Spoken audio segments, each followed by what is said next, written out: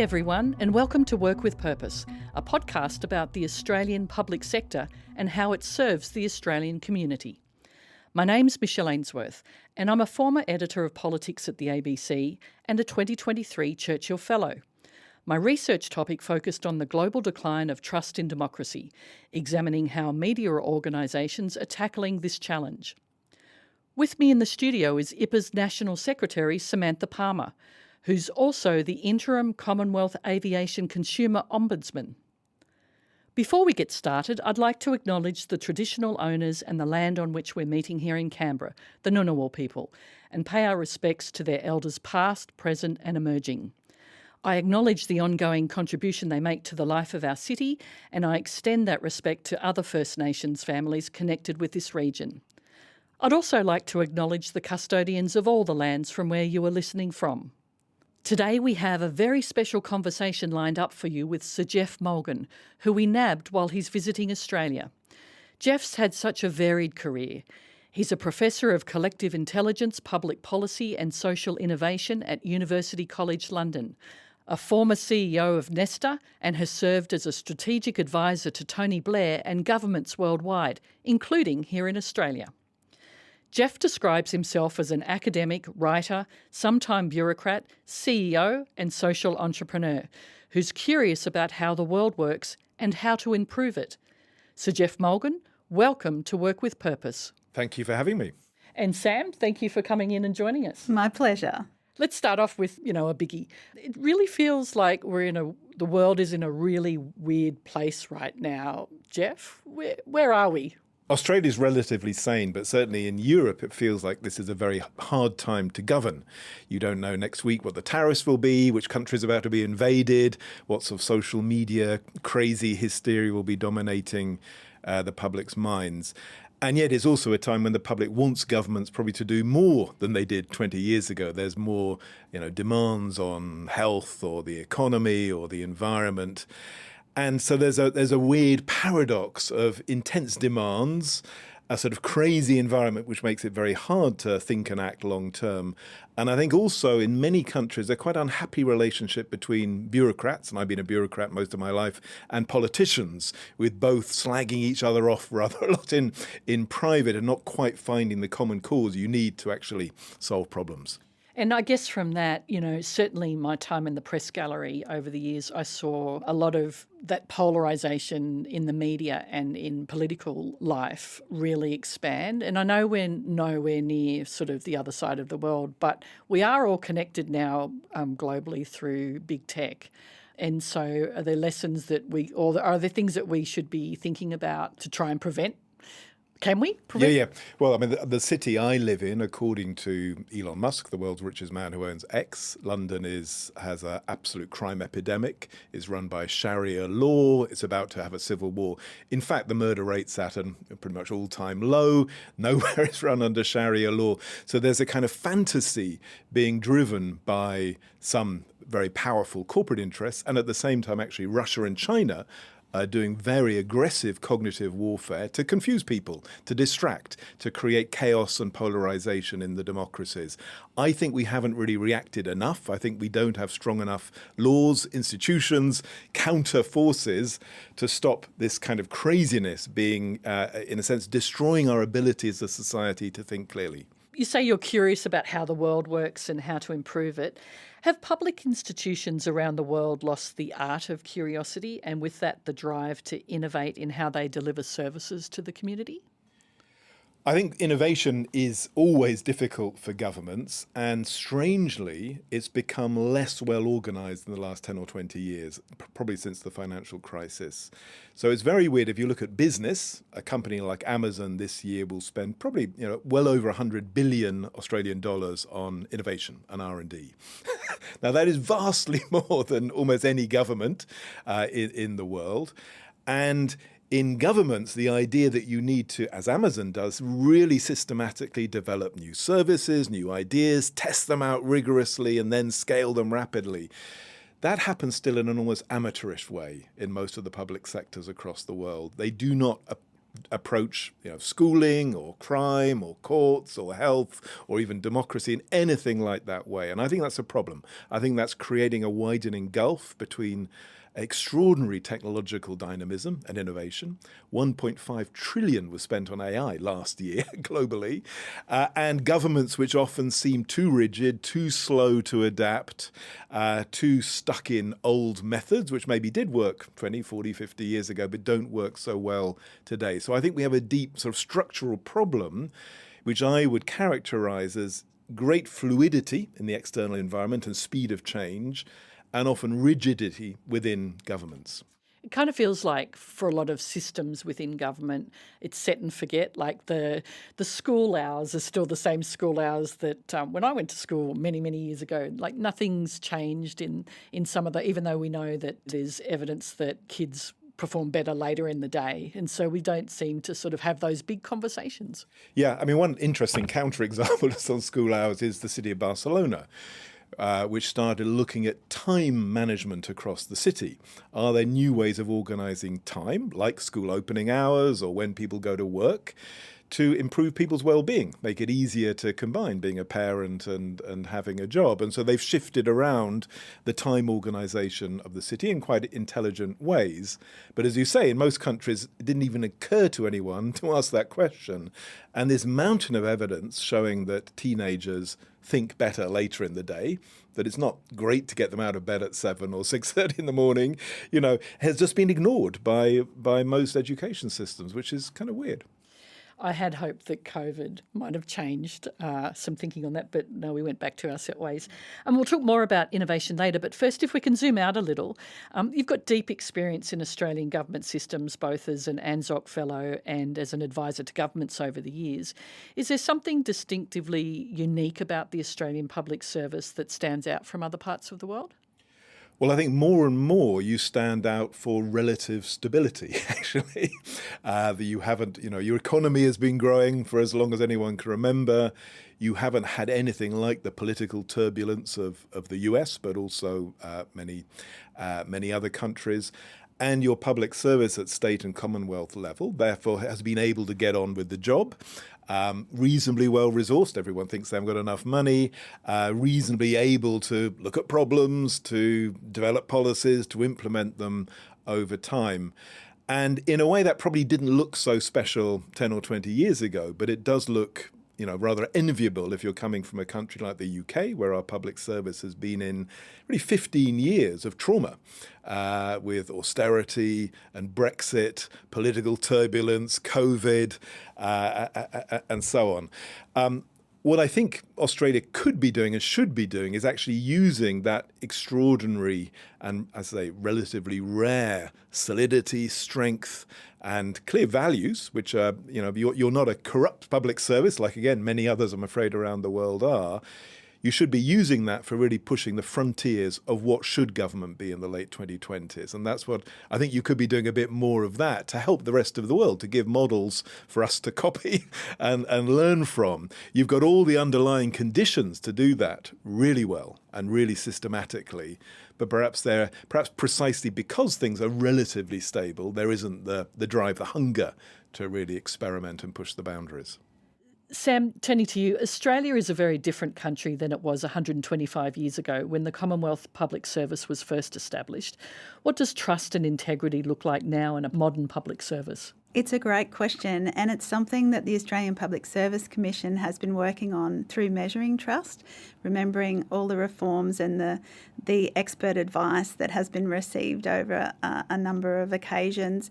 That advice that the APSC has published indicates that Australians are very trusting of their public service. And when we say, what does that look like? That's more than 62% of people saying that they have trust. And in terms of specific service delivery, it gets up into the 70s. So particularly where people are engaging with a public service and can see and hear and have that experience of that at a personal level, they're more likely to have that level of trust. But there's a large part of the public service, of course, that's a bit like oxygen. We expect it to be there, but it's invisible. And when it operates well, you don't notice it. When it doesn't operate well or it turns toxic, then we know very quickly that we're in a lot of strife. And so it's interesting to look at the people who are least satisfied in terms of the current public service and why they're least satisfied. And those are older people. So our younger people, younger cohorts who are using digital services are likely to be more satisfied, older less, and those who can't find ways to provide feedback or to understand the reasons why certain decisions are being made, not having them effectively explained, they're the people who the survey and the research says are least satisfied. So the public service is quite different now, I think, than in the past in terms of meeting those consumer or citizen expectations, wanting to be involved, wanting to understand, needing to have the why. And that's a very important part of why the work that many services, not just the Commonwealth, but state and territories have been doing on co-design and putting the policy and program designers in the shoes of the users and engaging better, produces better outcomes and produces higher levels of trust. Geoff, trust in government is declining in Australia, albeit not as rapidly as in other parts of the world. In an Australian context, how much of this would you say is a trust problem versus a performance problem, or are they now so intertwined that they can't be separated? I think they are intertwined, and I've several times tried to do studies on trust in government in Europe and North America. They're very uneven patterns. Some countries have relatively stable, high levels of trust, others very low. And if you try and look at what's causing it, exactly as you said, there's an element of competence. You've got to do your job well, otherwise you're going to lose trust. But there are also quite a lot of other factors. Moral purpose. Being seen to actually have integrity matters a lot. And often when an organisation loses trust, it has to both rebuild its competence and its perceived moral purpose. I think the relational aspect is really important. People want to feel often that they have a say in decisions. And in Europe, governments which have a high level of people feeling they have a say in how decisions are made have much higher trust than those where they don't. And as you said, this everyday interaction, so with teachers and health and so on, those services tend to be more trusted. Local government tends to be more trusted than the national government and so on. And so I think all over the world, governments are in a sense having to rethink how they have a much more conversational relationship with the public. So it's not just about announcements and press conferences. It is something much more human, in a sense, is vital to rebuilding trust. And when things go wrong, and they often will go wrong, it's how you handle the crisis, how you're seen to apologise, to take responsibility, and then to act is key to rebuilding trust. And again, we've seen public institutions get that wrong. They try and cover it up, they try and deny it, they try and blame someone else. And it's quite hard then to build your way back up, even if you're relatively competent. I think it was thought perhaps 20 years ago by some people, if only you sort of achieved your targets and had performance management and delivery, you'd be trusted. And that's again and again turned out to be slightly wrong. Your thoughts on this, Sam? I completely agree with you, Geoff. In fact, when I think about my history as a state public servant, one of the premiers of my time when I was junior in my career was very good at putting his hand up repeatedly to say, we've stuffed up, that wasn't good enough, we apologise wholeheartedly, here's what action I'm taking to make sure it doesn't happen again. And internally thinking about that as the AAA, acknowledge, apologise, action, and using that to great effect very quickly takes away the story. It takes away the dissatisfaction that people have when they think that someone, as you say, is trying to cover up. And that's the part of the step that's frightening for a lot of people, because it is natural to perhaps want to hide when something goes wrong and to find a reason. And sometimes it's just that you didn't think that scenario through, or you didn't perceive that that risk may come to effect. And it's okay to say that. It's okay to say we didn't think about that happening and we could have done it better, and we're sorry we didn't do it better, and we're going to do it better next time. So being human in that moment and being real, and everybody hates the pretend apology. I'm sorry you took offence at such and such. If you took offence, yeah. Oh, that is so disappointing, and it's so unnecessary, and people see it a mile coming, and it just destroys your trust straight away. Geoff, you've written specifically about robo-debt as an example of when public institutions lose sight of basic ethical principles. The 2023 Royal Commission found that it was a costly failure of public administration in both human and economic terms. The response to robo-debt seemed to have focused more on improving legal oversight. And then compare that to the Netherlands, which had its own public service failure, where thousands of parents were accused of childcare subsidy fraud based on ethnic profiling. The Netherlands framed it as a systemic failure, which led to substantial structural reform of the public service. What does this say about how Australia handles big ethical failures, and is there something we could learn from how others have responded? So there have been quite a lot of big digital IT failures. In the UK, probably the biggest one was a thing called the Horizon Post Office scandal, which led 1,000 post office managers were wrongly accused of fraud. You've had robo-debt.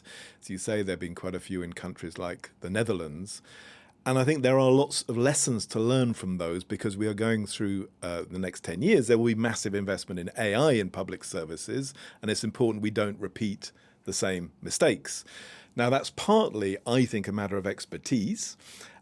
When our Horizon Post Office was being commissioned, I was literally the only person in 10 Downing Street in the Cabinet Office with a background in tech. I'd done a PhD, and I advised to close it down.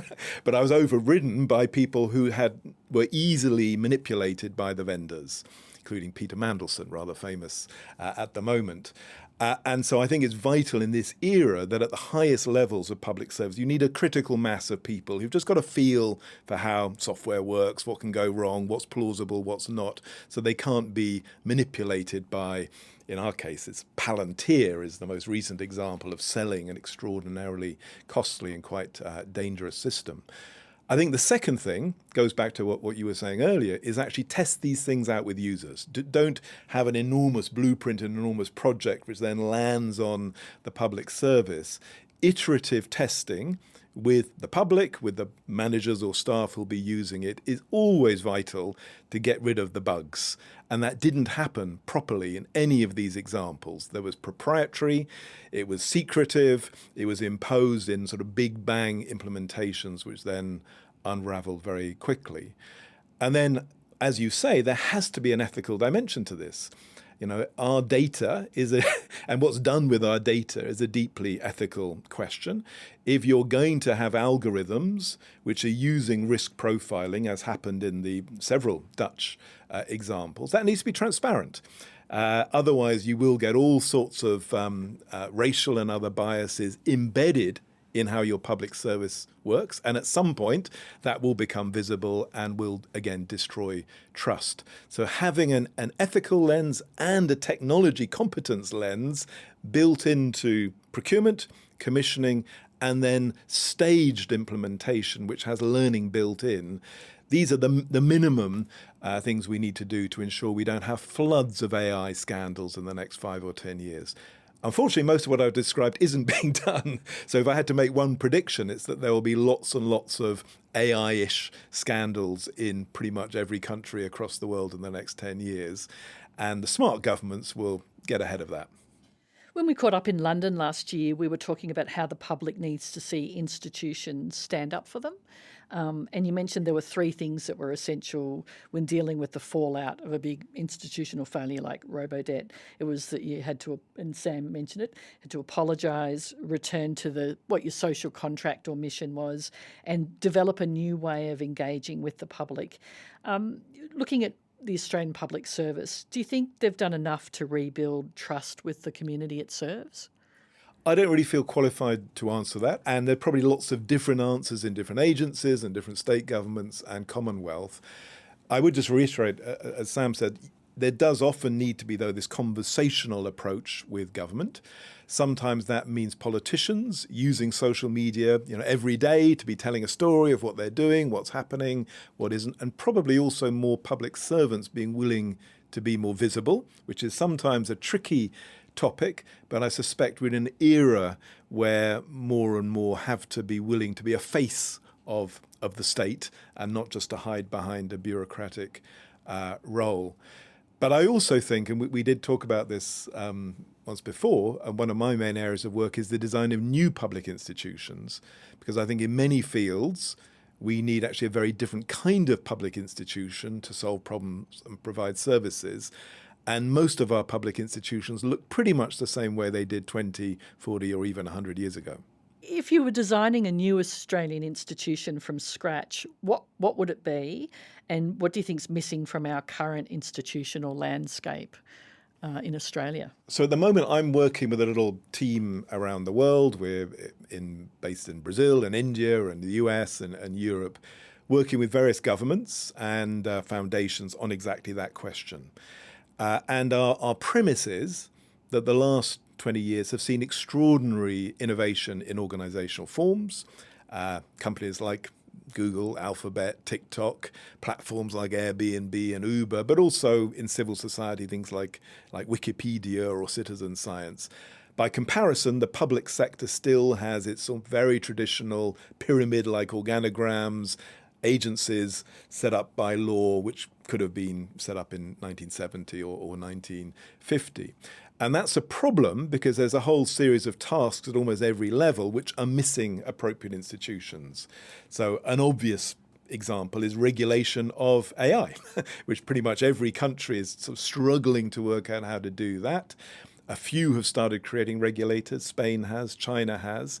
And that needs a very careful design. How does that work with such a fast-changing technology? A very different example is mental health, which is live in this country.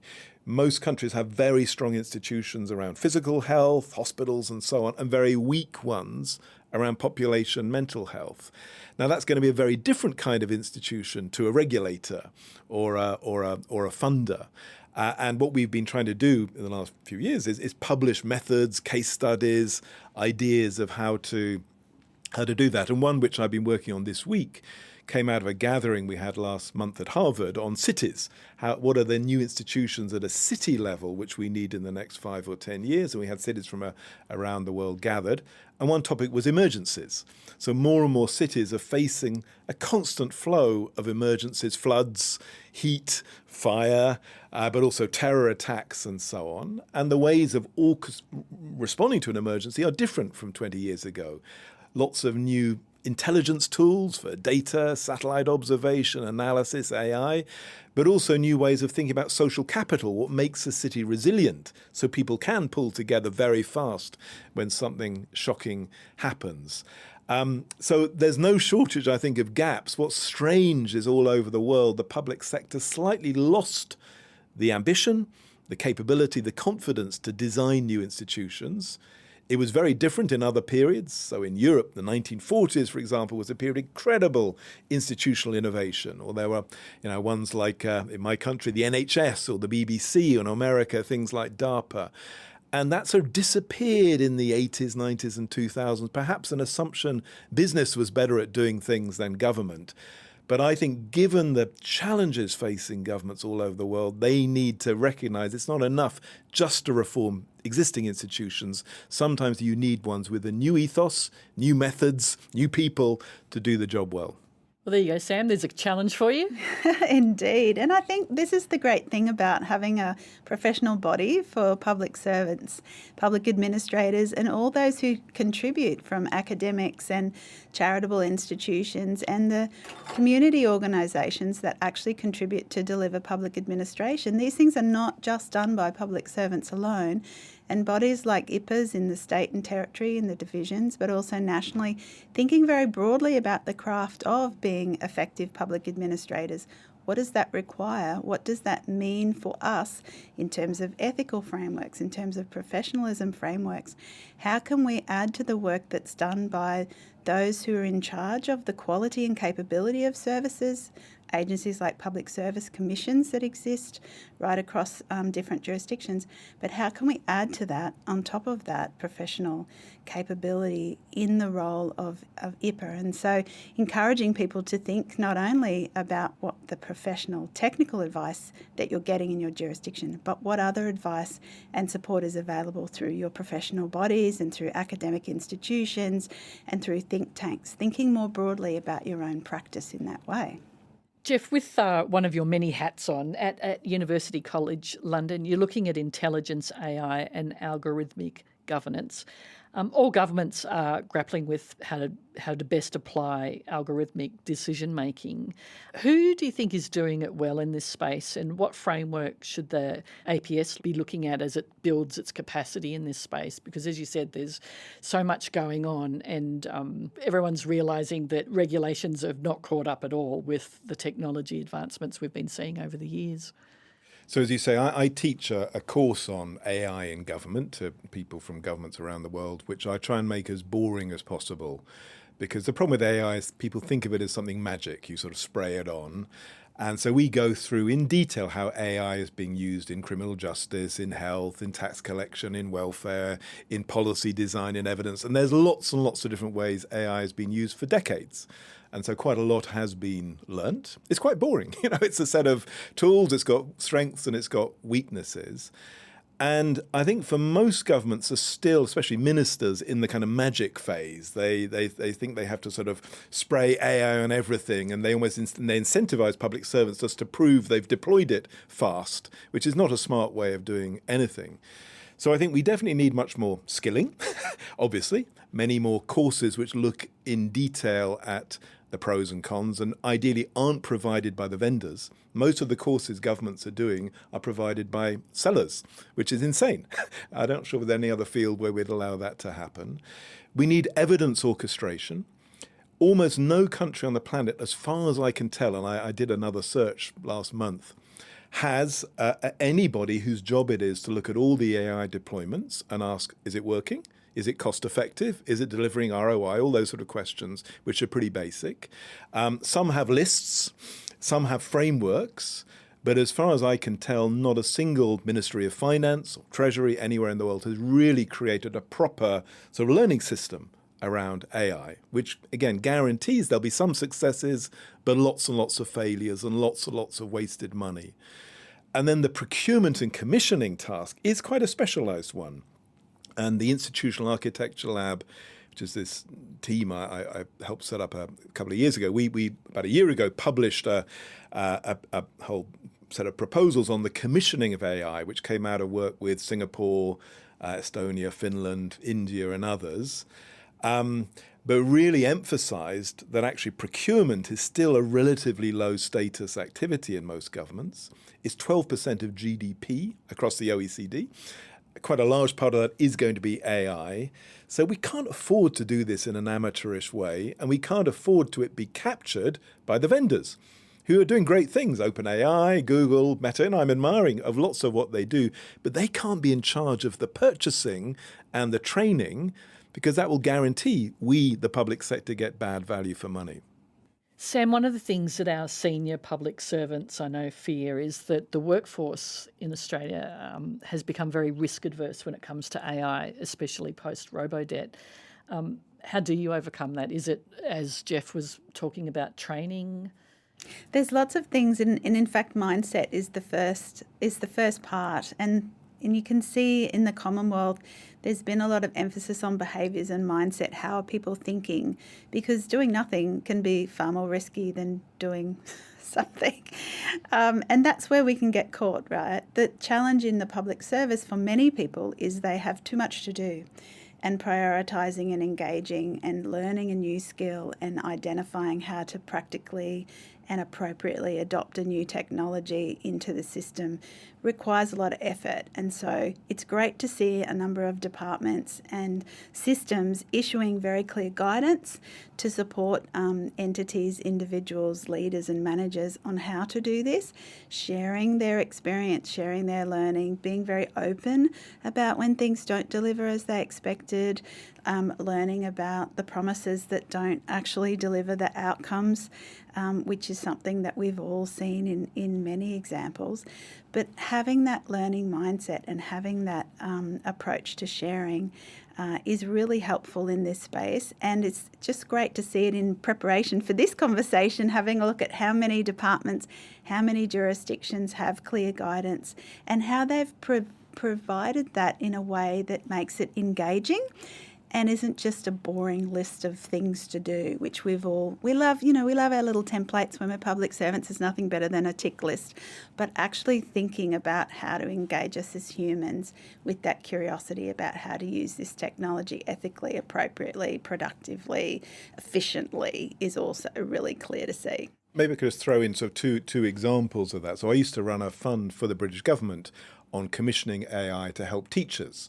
And this was very practical, and we would open it up to tech people, startups and so on to show how an AI tool could help them with doing assessments or classroom planning, all those sort of very everyday tasks. Those would then be implemented, experimented and evaluated, and the good ones then you try and scale up. I mean, that's the very obvious way you should be using AI. You experiment, you test, you try, you improve, and then you absorb. But that's still not being done very systematically in any part of government. And the same is true of the tools for policymakers. So I used to run the strategy team in the British government. We had a couple of hundred people at times doing strategy. I now, with undergraduates, and I also do this with civil servants, can get them to take a topic and use multiple large language models, first of all, to design a possible strategy, to synthesize the evidence, to develop mathematical models of its implementation, then to critique all of them using other AI tools, having a red team AI tool. And within 4 or 5 hours, they can do what used to take us 2 or 3 months. And this is completely game-changing. This should be part of the toolkit of any policymaker. They're full of flaws, what the LLMs produce, and we get the teams to spot the factual incorrect, what's factually incorrect, where there's biases and so on. But if you have a constant loop between the AI tools and the humans, and you discuss it in teams, you can just work far faster and more efficiently than when I was last in the UK government in a full-time role. You mentioned efficiency, and we often hear about the efficiency dividend where governments will impose cuts to the public service, and could be seeing that again soon. But you're talking about productivity with policymakers. Doesn't necessarily mean that you need to lose staff. You could sort of put policymakers in different areas, but you're getting things done more quickly. Absolutely. And the work with teachers I mentioned wasn't designed to replace teachers. It was to help them do their job better. So it was a complement, a tool. And most public servants feel they don't have enough time to do anything. So, being freed up perhaps to spend more time going out, talking to people, seeing things, in the real world should be a bonus of AI. I don't really see AI in the policy world cutting the numbers, but I do see it enabling a different mix of tasks, a different way of organising the diary. Geoff, you argue for a constitutional right to truth. I love this. The right not to be lied to by powerful institutions. It's quite a radical sort of thought, really, when you think about it. And it is being tested in the UK this year. If Australia were to embed this in our constitutional framework or through legislation, what would that look like in practice? Well, it's not being implemented in the UK. I wish it was. I think we're in an era when all of us suffer from far more lies and misinformation, sometimes inadvertent, but often deliberate, and that we need a stronger legal foundation which makes it difficult or problematic to knowingly spread lies. And I think the courts can do this quite well. The fact that in the US, the Fox Dominion case over the 2020 presidential election, when Fox News had claimed Dominion's voting machines were flawed and that had caused Trump to lose an election he should have won. It turned out that was a conscious lie by them, and they had to pay an $800 million fine for lying. And that came through the courts. In other fields, it's quite normal to have rights to truth. In the finance world, it is illegal to doctor your accounts or to have an investment prospectus which you have fictional material in. You go to prison if you do that. I think the idea that what's good enough for capitalism should also be good enough for democracy should be a bit obvious. What is happening legally in the UK is in Wales. Its parliament this month is considering a law which would make it illegal for politicians to lie, knowingly to lie in Parliament or elsewhere. It may not get through, but it's trying to, in a sense, rebuild trust by saying, if we are your servants, you should at least have a right not to be lied to by us, the elected politicians. And I would love to see such a law become general. It shouldn't apply to individuals. I should be able to say whatever I want. But if you're an organisation, a media organisation, a government agency, a big company, it should not be, freedom of speech should not be the freedom to lie. And George Orwell, who I'm a great fan of, is sometimes misunderstood on this. He was a great champion of protecting the small person against Big Brother. But he said freedom of speech is not the freedom to say 2 + 2 = 5. It's the freedom to say 2 + 2 = 4. And that is so important when we have very powerful bodies now who demand the freedom to lie on an industrial scale, with Elon Musk obviously a leading figure, but not alone. And politicians. In your work on institutional architecture, what would a lie-resistant public institution look like? Is it not just rules against lying, but design features that make institutional dishonesty structurally difficult? Well, I think we've made some progress in the last 100, 150 years. And in a way, it's about how we think of what intelligence is in government. So back in the 19th century, intelligence in government meant spies, meant highly secret knowledge which you hoarded. There was a thing called the Evidence Bureau in Austria, for example, and that meant entirely how did you know what your enemies were planning to do, or perhaps if your own citizens were about to revolt. Nowadays, I think we think of intelligence, or we should think of intelligence, as something which is open, which is shared.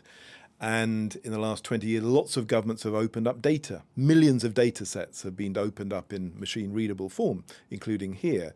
It means being open about how you're spending money, transparency on budgets. It means being open about the evidence you're using to make decisions. Again, publishing that transparently. And I think increasingly we've learned, I hope, that the more you share intelligence, you give people knowledge about health or knowledge about education or knowledge about the economy, they can make better choices as families, as individuals, as businesses.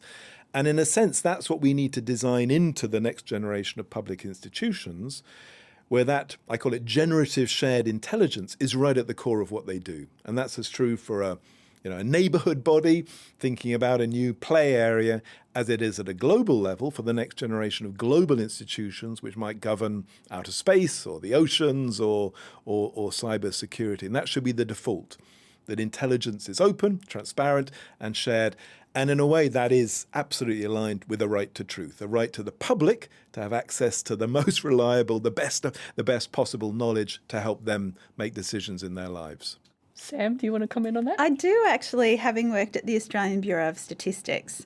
And so if you think about some of the debates occurring in different democratic systems around the world, a lot of them coming down to the importance of institutions that actually do produce reliable data upon which decisions can be made, informed decisions can be made, and how important it is for anyone in a public government system that's working in one of those entities to understand the criticality of their role. So when you think about what decisions Australia has made in respect of increasing the transparency of the Reserve Bank's decision making. So now you can read more information about why the bank's boards have made certain decisions about interest rates. In the past, we didn't have that information. And so the increasing trend towards creating access so that people can be informed, but also that transparency as the flip side or an important builder of trust. And that's why when you do make mistakes or when things go wrong or when your methodology is no longer fit for purpose because you can't, for instance, get enough people to complete a survey in the same way that they used to because they don't answer phones or they don't live at home and answer the door, and all sorts of processes in those types of institutions about how data is collected also needs to reflect the times, and we also need to be honest and upfront about how those methodologies change and the impact of those methodologies changing, because it will change sometimes the data when you shift. So that's a lot of technical mumbo jumbo for people, but it's an inherent part of our system that we do have institutions that produce reliable, impartial, independent information upon which governments businesses and citizens can rely, and that those people in those institutions have the capability, they have the right authorising environment, and they have the democratic legitimacy, if you think about Mark Moore's strategic triangle, to be able to do that work and to be supported in that work, even when the outputs they produce may not be popular. I totally agree with that. And I think this is becoming more and more a divide globally between the healthy democracies, which I think are pointers to a more advanced civilization where there is shared intelligence and you have reliable statistics, independent bodies which can provide it, and the countries moving the other direction, whether it's Donald Trump sacking the head of the Bureau of Labour Statistics because he didn't like the numbers which were coming out, or indeed China, where you cannot believe half the statistics in China because they are unreliable. And I've actually worked in the central government in China, which can't believe what comes from the provinces and cities because they're incentivized around GDP growth and other things. And it just means that all the numbers are suspect. And that means China will be a less well-run society than it could be if it had independent organizations with solid statistics. And the flip side too is the evaluation and improvement and accountability agencies like the ANAO and the Ombudsman. And of course you see all those institutions in jurisdictions at different levels, like they have an important role on the other end to be reviewing practice and holding people to account and to be suggesting improvements so that we can actually be making better decisions and be a better quality service. So all of that institutional quality and being open. You might not like the things that are found by the auditors. Sometimes you might disagree with them, but being open to them and understanding and engaging with that rather than trying to be less transparent is part of making high quality public service and having a high quality community and country. Geoff, you've got another book coming out. You don't seem to stop, do you? And this one is where you're sharing lessons of innovation. What are the big innovation challenges looming for government and public policy? We've talked about AI, that must be one of the biggest ones, but are there other ones that you can sort of point to? There are so many. So the book just tries to draw on several decades of experiments around the world, some of which I've been involved in, some of which I've just observed, where there have been labs set up in national governments or cities, new ways of using money to fund innovation, new ways of trying to do whole of government programs around things like net zero or AI. And there's a lot of kind of quite detailed, I think, craft knowledge about how to do this well and how to do it badly, which I've just tried to put in one place. It's quite boring, but it's very much about the practicalities of what you do if you're a public servant. And unfortunately, there's no shortage of tasks which I think need very big innovation. I'll just mention one of them, because I've got another thing coming out next week on this from the Inter-American Development Bank, which is demography. Now, it's probably less of a problem here, but in many parts of the world, the birth rate has collapsed in the last 20 years. It's way below replacement levels. Korea is probably the most striking example, where it's now at a third of replacement level. Japan is not too dissimilar. Italy not too dissimilar. But what's really striking in Latin America is cities like Rio de Janeiro and Bogota. They also have a birth rate about 1, which is half. It has to be 2.1 for a population to stay stable. And that means there will be huge stresses on government, on fiscal sustainability, because there won't be enough people to pay taxes, to pay for the pensions of old people, or to pay for their care. So this is really quite an existential threat. It is also in China, where the birth rate has also collapsed. And what's fascinating and troubling is that nowhere in the world knows what to do. China has been throwing incredible financial incentives at people to have children, which they're not taking any notice of. It sent municipalities to knock on people's door and say, why aren't you having kids yet? Last week, France announced it was going to send a letter to every 29-year-old, also saying, why haven't you had children yet? That will probably have literally no effect whatsoever. And so we have an existential crisis with all sorts of challenges for our society, our government, our fiscal sustainability and social conflict, and a dearth of good ideas of what to do about it. So that's, to my mind, a massive innovation challenge. What could governments be doing to test out? It could be financial incentives, new ways of encouraging relationships, helping with childcare, parental leave. There's lots of things you could be doing, but it needs to be done fast, systematically, with the gathering of the data and the evidence, or else many countries are going to face really, really severe crises in the quite near future. Reminds me of Peter Costello's Have One for the Country. Finally, can I just ask you, how can innovation strengthen trust in governments and public institutions? Well, I think the public now expect any organisation to be trying things out, to be experimenting, to be using science. And as they look at most of the big businesses, which they use every day, and a matter of course, they are spending 10, 20, 30% of turnover on innovation. And in a way, that's how they keep up the confidence of their users and consumers.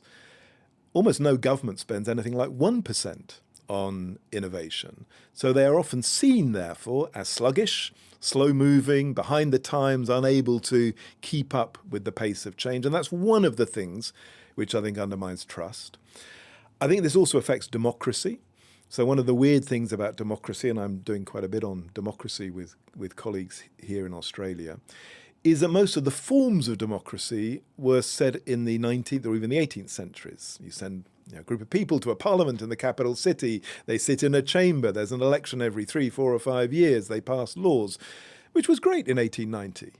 But it's kind of weird that when the ways in which we do shopping or tourism or relationships are so completely transformed by digital technologies that they still haven't really permeated the forms of democracy.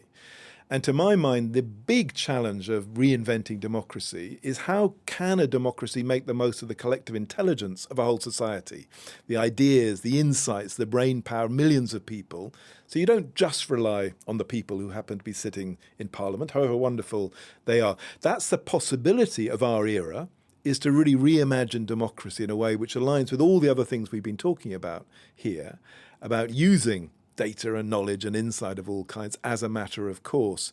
But of course, the people who are the incumbents in democracy may be the last people who realize just how much they've fallen behind and how that is one of the factors which is driving distrust. Because if you are, an 18-year-old and you look at certainly the British Parliament, you see a weird institution, which looks like it should have been closed 100 years ago. You look at the House of Lords, which probably should have been closed 200 years ago. And that's not a good way to build trust. Geoff and Sam, thank you so much. I feel like we could just keep talking forever, but I know you're both very busy and need to go back to other things today. But thank you so much for your time. I really appreciate it. Thank you. Work with Purpose is produced in collaboration between Content Group and the Institute of Public Administration Australia, ACT. You can tune in to past episodes via Spotify, Apple Podcasts, or wherever you get your podcasts from. Follow Content Group and IPAA ACT on LinkedIn to stay up to date on Work with Purpose. My name is Michelle Ainsworth. Thanks so much for listening.